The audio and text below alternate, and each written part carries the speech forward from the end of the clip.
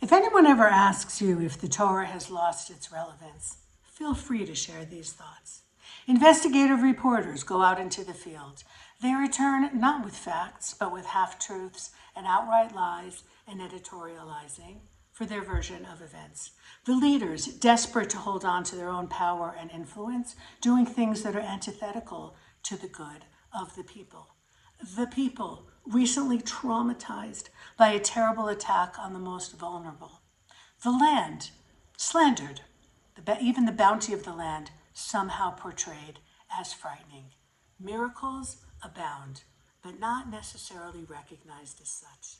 Am I talking about the headlines? Yes. Am I talking about the Parsha? Absolutely. The differences, the similarities, well, when it comes to the scouts, when it comes to what's known as now the Miraglim and the sin of the spies, that's not how they started. They were sent out to scout the land, except that they didn't.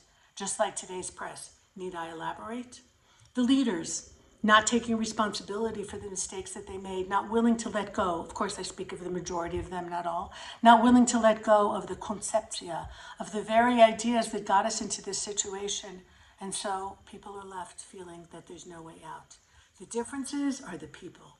The people are magnificent, full of faith, willing to fight, making tremendous sacrifices, selfless society. It's an unbelievable thing to see and to be a part of. Understanding who the enemy is, that we need to conquer, that we need to plant, that we are in partnership with Hashem, but we have to do 100% of what we can do, and only then ask for the miracles. Oh, and speaking of miracles, just a few weeks ago, I was sitting in this very room, anticipating over 300 ballistic missiles and drones and whatnot that were going to land in Israel, at least a few of them causing devastation and havoc and death, and nothing. I feel like I lived through a miracle on the level of standing at the Red Sea and watching it part as the Egyptians are storming towards us. That feeling will never leave me. Of course, there's some people who gave a so-called rational explanation, but if your eyes are open, you could see what an eskalui, what an open miracle that was. And so we have a lot to do here. One of the things that I do as a tour guide is push back against the sin of the spies, is to take their slander and have people understand that no, this land is magnificent.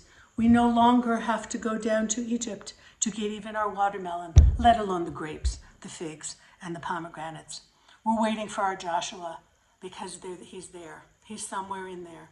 The people under 60 especially are absolutely, outrageously magnificent.